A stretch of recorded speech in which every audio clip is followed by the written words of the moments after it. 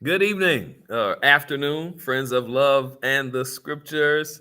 Welcome tonight to this installment of Love and the Scriptures.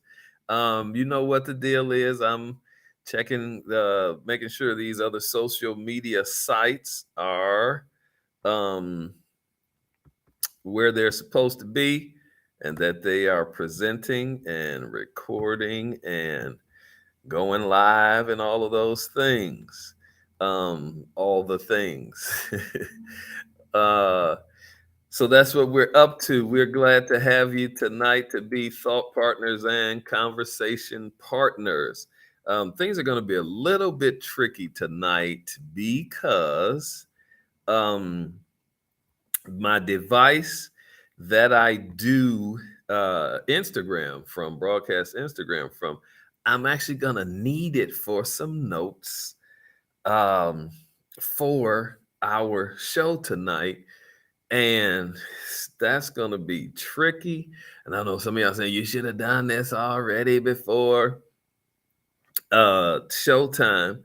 And I'm going to say to that, as right as you are, I actually left out of a meeting here at school, and I didn't have time. I was sitting up in the meeting actually doing stuff for the show, but didn't have the time to do things right, uh, to get all of this stuff together. So here we are. This is what we're doing. You know what? I just found out a way we can do it. Sister Portia from the San Francisco area is here and with us tonight. Blessings on you, my sister. Good to see you. Good to have you tonight. I tell you what else I need to do too. I need to shout Brother Sterling Brown out. Brother Sterling Brown has been uh, on the show with us several times the last several weeks. And I did not know until after the show. Each time, I didn't know until after the show. Uh, that Brother Sterling Brown was on there. So I got to give Brother Sterling a shout out um, because he's been on here with us, and I appreciate so well the fact that he's been showing up and being present with us these few times. Several of you do attend and are on here with us that don't say anything. If you don't say anything, then I do not know that you are here. And if I don't know you here, I can't shout you out. I'd love to. Some of you don't want to be mentioned at all, and I get that part too. And that's okay if that's your preference. I don't prefer that because I want to know if you're watching. I want to know who's out here. I want to know who's listening. I want to know what's going on. But if your comfort level is for you to be present, but to be quiet while you're present, my brother Scooter Brown from Detroit, Michigan is on here. Good to see you, Scoot. Curtis Brown. All right, all right. Good to see you on here, Doc. Um, what else I need to say to us? I'm gonna kind of tell you about why I'm wearing what I'm wearing today. This is our homecoming week at school, and um, each day of the week we have a different theme for the day. Monday was pajama day. Yesterday was uh, it's cartoon, or what's anime, to dress with some kind of cartoon anime figure, which that's way beyond me because I'm not in that lane whatsoever. Um, and this thing is telling me to be ready to start live again, and I'm trying to start this live. Um, Today is, however, your favorite team jersey today, and so for me, um, let me see where volume is. What we need to do with that. That should be pretty good. Uh, Brother Michael Thornton, so good to have you with us on here. All right. Somebody says, "Hey, brother pastor, how you doing? I can't see who you are, but it's so good to see you. Tell me who you are." And so since today is to wear your team jersey, now I wanted to pull that Lions jersey out and wear it because we got some serious Kansas City fans in here, and I just wanted to be like how you like me now. But I decided not to be petty and to go on that one. So I did the You Can't Fail, the Detroit Tigers, baby. And of course, you know, if you know me, I don't half step, I go all the way. So my shorts are Detroit Tigers World Series shorts also. I don't know if you can see those. I know this is so uncouth, right? But it is what it is. These the Detroit Tigers shorts. But you know, still, if you know me, I don't half step. I go all the way. So my Detroit jacket, my pullover, I got here also. But if you know me, you know I don't half step. The brother even got the Detroit Tigers sneakers. What's up on that, y'all? Detroit Tigers sneakers. Anybody seen them? Anybody got them? Anyway, so that's what I'm representing. The city that raised me, the city that loved me first and that loves me most. That's how we are attired today. Thank you, Sister Portia. She said she loves it. All right. So we're getting right into You Too Much. Well, it's Detroit, Detroit born, Detroit bred. When I die, I'm gonna be Detroit dead. Anybody who knows me knows that. So we're gonna get right into our discussion. I'm inviting you, sisters and brothers, to be thought partners and conversation partners. So whatever you hear, what you're thinking, ideas that come to you, something that resonates with you, reaches out to you, something that rubs you the wrong way, something you dislike or not too keen on that I've said, put it in there on Facebook. Say something to me. And as I see the comments or whatever else, then we'll respond to that, because I'm inviting you to be thought partners and conversation partners. All right. Last week, we did what are the 4 pillars of this broadcast, this program called Love and the Scriptures. I've said it this way several times that, you know, this isn't just an idea that's been snatched out of the air. Our producer, who is a visionary, but then a vision caster as well. But then he's a vision matcher. Visionary, somebody who's just able to see things that are beyond where they are and where others are most of the time. Vision caster is somebody who has a vision, who can see things where they are, but actually shares that, actually doesn't take the credit or even the work for themselves, but they actually take that and they put it out there. Hey, brother, who is that? Sir Brina Cooper Johnson. Hey there, so good to have you with us tonight. Blessings on you. But then a vision matcher is somebody who is a visionary who has also the ability to choose somebody who can fit the vision, or somebody that the vision fits, and brings the vision and that person together. That's what kind of person our producer, my producer, Marcus Holmes, is. And so in this idea of loving the scriptures, as he pulled me in on the vision he had for loving the scriptures, it came to me, I was impressed by the Holy Spirit, that there are foundational poles, I call them pillars, I call them tent poles, actually, I call them pillars. There are 4 actual things that hold together or hold down or ground this idea of love in the scriptures. We talked about them last week. The first one is that love is our ethic. Second one, love is intelligent. Number 3 is that Marcus is great. You already know. Yes, indeed. Yes, he is. And the greatness has not been seen yet. Thank you for testifying to what I just said. The number 3 is that love will reign. And the 4th pillar of love in the scriptures is think love first. What I want to do tonight, I went through them on last week and gave a bit of background and understanding to each of them. But what I want to do for the next several days is, next several weeks, the Wednesdays that we have together, I want to talk on each one of them. And so on tonight, I want to talk about individually and particularly specifically about the first pillar, which is love is our ethic. Let me say it again. Love is our ethic. And as I get to this, first admission that I have to make, because I try to stay true to the best spirit of education and scholarship. In that vein, what I mean by that is people hear stuff and they just steal it. They take it as if it has been their own, as if it was their own. It has been. I'm not that guy. I got a couple of ideas of how that goes. Number one, you recognize for sure that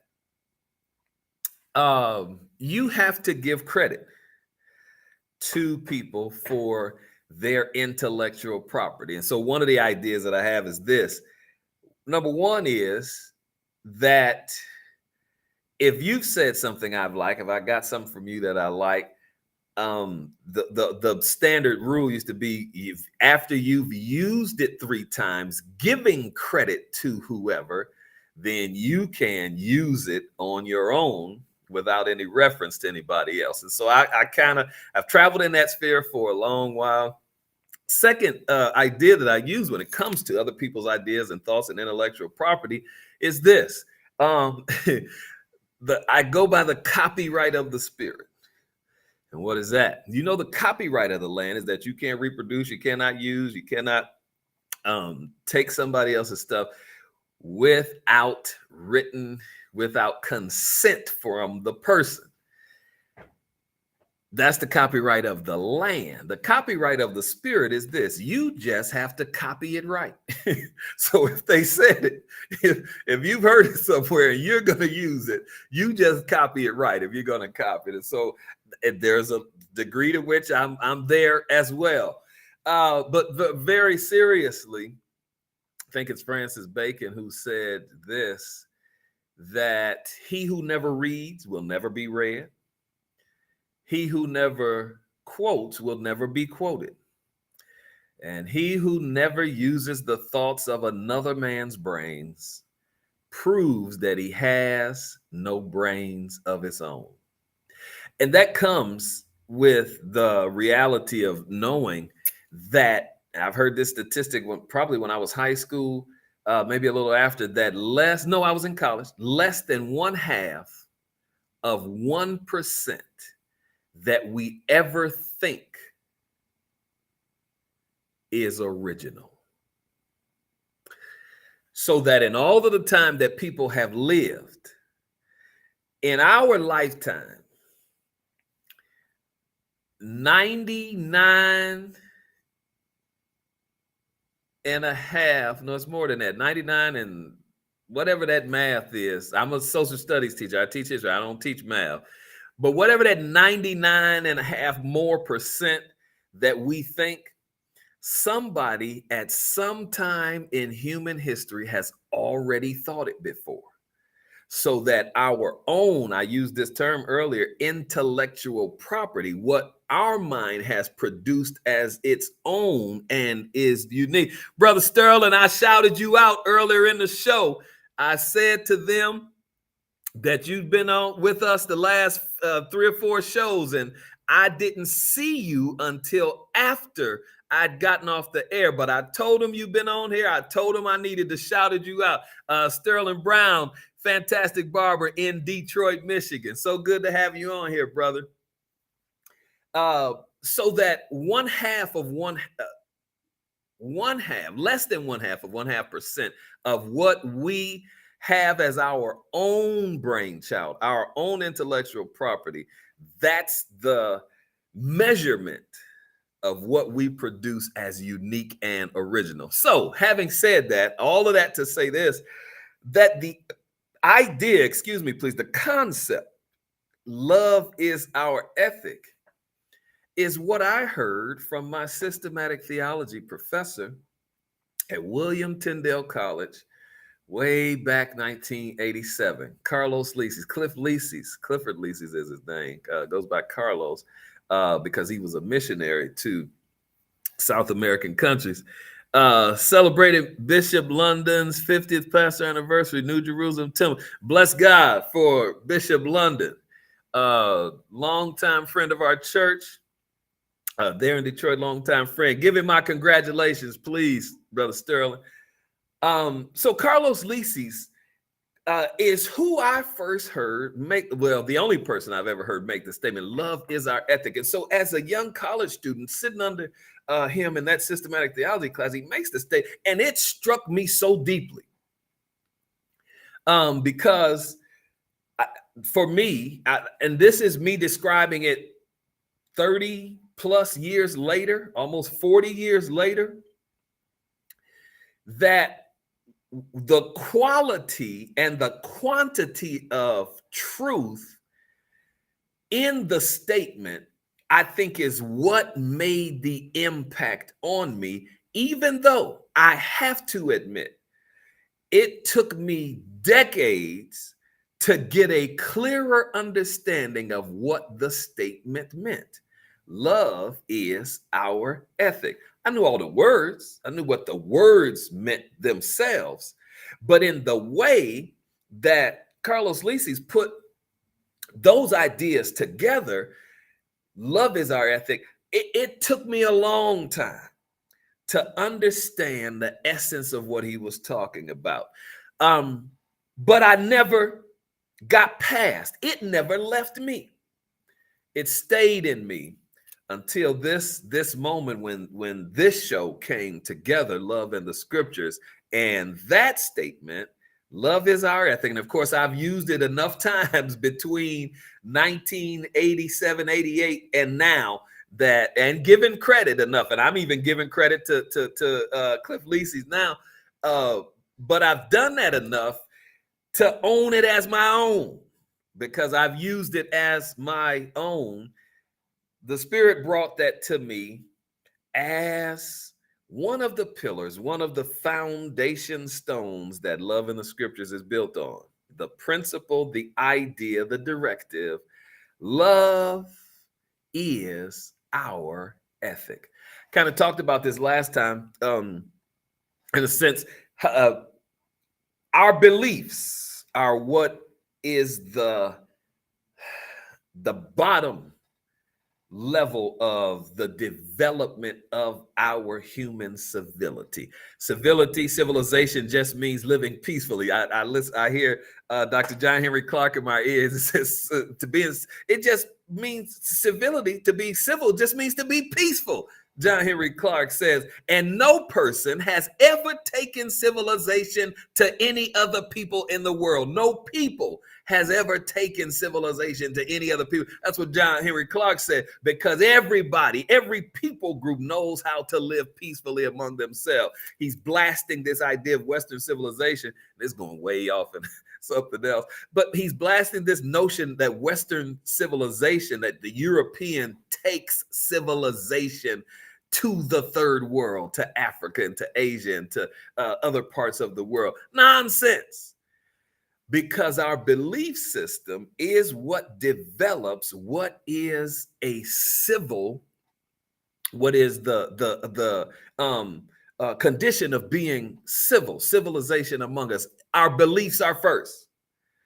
And that can get very detailed because it can consider and include theological things, beliefs in theology. Theology means the study of God or the science of God or the pursuit of God. It can include theology or not, because everybody does not believe in God, right? We have atheists, people with atheistic beliefs who do not believe there is a God. We have people who have agnostic beliefs who say not necessarily that they don't believe there is a God or not. Agnostics, by and large, belief is that they are unable to tell, or that it is unknowable whether God is or whether God exists or not. And so our belief systems, again, they are what is the building block of what as we are a civil being that separates us from animals. As we are civil beings, this belief system is the bottom line. It's ground zero. All right. Who we got on there? All right. Okay, thank you for the affirmation there.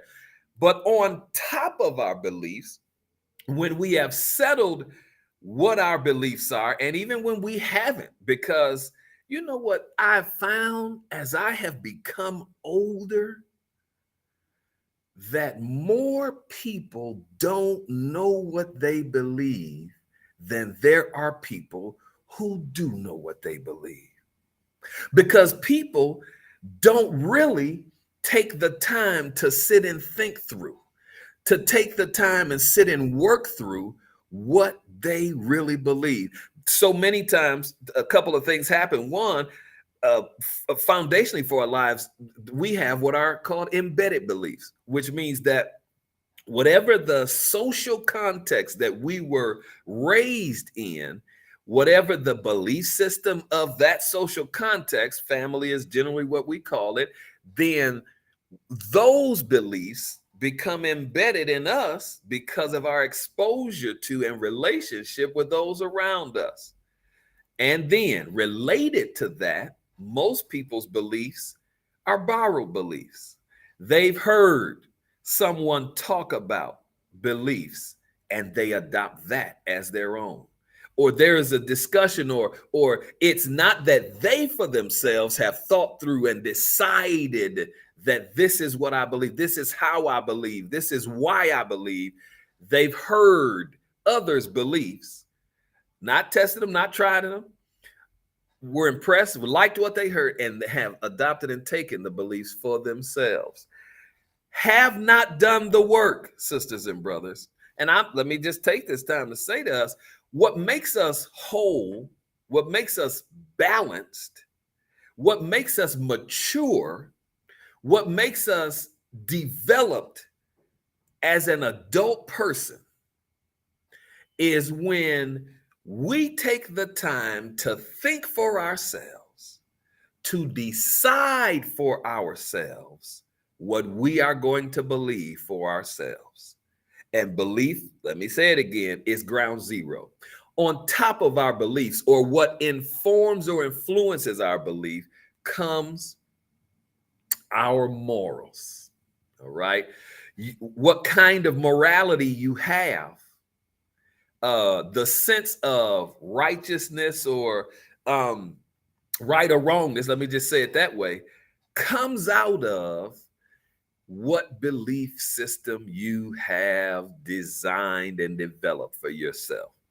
What is right? What is wrong? What are moral choices? And when you talk about morality, the frame for that, and some people may not like this, may have a different way on this, and I'm okay with that. Just talk to me, walk with me, and talk with me.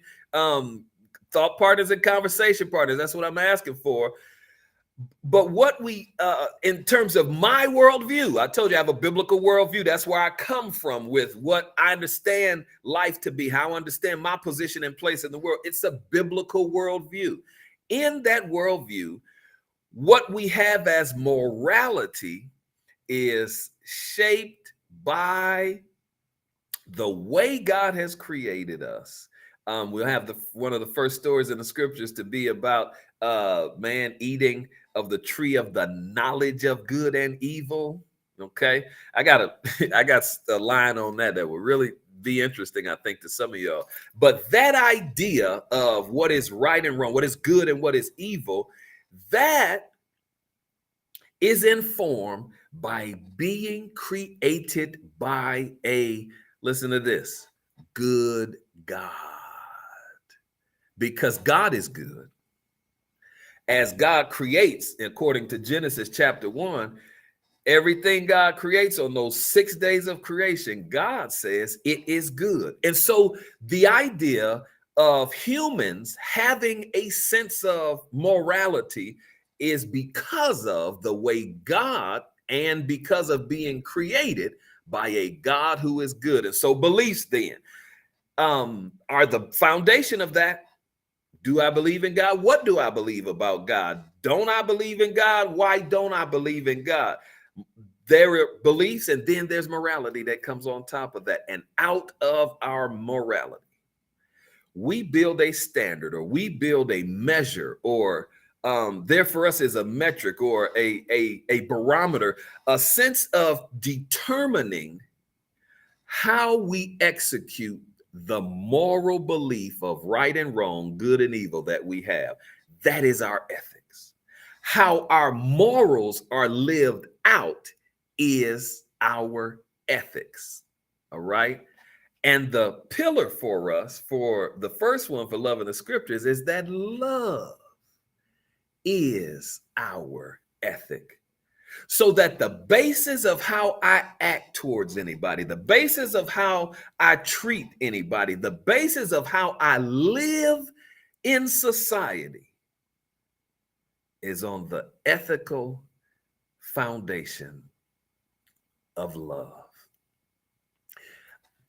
And when you come to that, there's an interesting kind of dissection that's there, because when you talk about love, as we said last week, there's a theological component to love that is inescapable, because the book of James tells us that love is not an arbitrary, it's not an abstract concept. James will tell us that love is identifiable with a person, and that person is God. God is love. Pastor Gwen Collins, Derek, thank you for the affirmation. Blessings on you. James identifies love with a person with a personality who is God. God is love. That's the theological component to love. And I dare say to us, sisters and brothers, that if love is going to be whole, that if love is going to be true, love's going to be complete and real, it's got to have a connection to who is the source of love, and that is God. However, there is a love that we can know as people that is not theological in nature, because we're made in the image of God. Then as agents created, as man was created in the image of God, as agents created in that way, there is a love in the human sphere. There is a love in the context that we have as people. And that love necessarily is exclusive of God. There are many people who don't believe in God who are in love and have love, that do love and will love.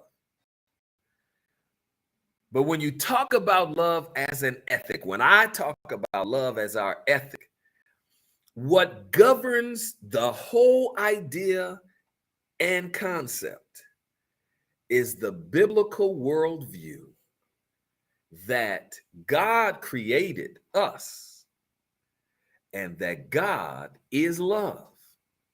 God is good, so that whatever God has created, in God's own words, he says it is good.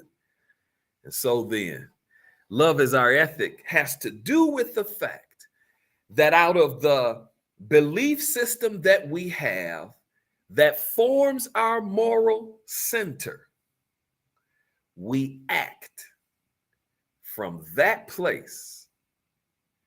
That is our ethic. Love is that ethic. I'm challenging you, sisters and brothers. I'm stopping right here. I'm at 5:29. We had a 5:30 stopping time. But in our group, the Love in the Scriptures group, I'm going to talk more about these ideas, because there are a couple of things that I wanted to say tonight. Don't have time to do that. You can join the Love in the Scriptures group. The QR code is right there. Scan it with your phone, and you can be added. Or if you'd like for me to add you, message me on Facebook, Messenger, or on Instagram. Tell me you want to be in the group. But if you're looking at the screen right now, you can scan the QR code and be part of the Love in the Scriptures group. We're going to continue this discussion on love is our ethic.